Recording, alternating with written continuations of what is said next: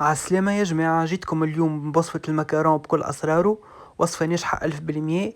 يجيكم المكرون معلق وبنين برشا، تنجموا تعملوه في تزيين الجاتوات ولا تقدموه وحده.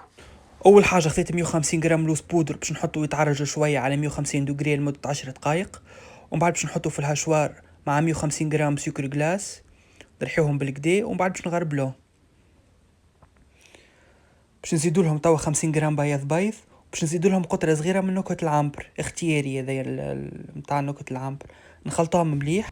باش نحضروا السيرور باش نخدموا بيه الموراك ايطاليان. خديت 120 جرام سكر عليهم 40 جرام ماء، حطيتهم على النار حتى يوصلوا درجه الغليان، ومن بعد خديت مغرفه من السيرو حطيته في الماء البارد حتى نلاحظوا ولا التكستور نتاعو هكاكا كيما تكستور الجلوكوز، معناها راهو سيرو حاضر.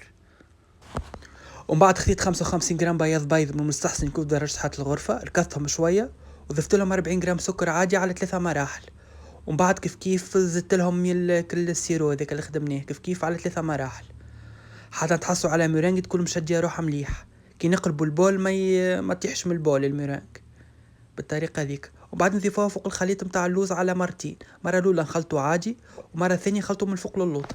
ومن بعد قسمت الخليط نتاعي نتاع المكرون 3 اجزاء، جزء حطيت له الكولورون الاخضر، وجزء حطيت له الكولورون الاورانجي، وجزء خليته هكاك. وبالنسبه للكولورون استعملت كولورون جيل، لا لازم نستعملوا كولورون ليكيد لا كولورون بودر باش نستحفظوا على القوام نتاعو. ومن بعد بديت في المكروناج اللي هو التخليط، نحط الخليط نتاعي في الجوانب نتاع البول ونعاود نرجعه حتى نتحصلوا على التكستور هذيك. ومن بعد خديت بابي كويسون باش نحددو شويه باش نحيو التعرجات اللي فيه، باش من بعد كي نصبوا المكرون تاعنا يخدم تقعدنا الفورمه نتاعو مدوره ما تبدلش الفورمه نتاعو، ولا كان عندكم طابي سيليكون يكون خير. ومن بعد عبيت الخليط نتاع المكرون تاعي في بوش فيها دوي سامبل وصبيتها بالطريقه هذيك. باش نعملها بعد 3 ضربات على الرخامه باش نحيو الهواء الزايد اللي فيها، ومن بعد نخليوه يشيح في بقعه مهاويه. انا استعملت الفور للتشيح، كي نحطوا صوابعنا فوق المكرون نلقاوه شايح. ومن بعد طيبته على 160 دوغري لمده 10 دقائق تكون بالشكل هذاك المنظر نتاعو.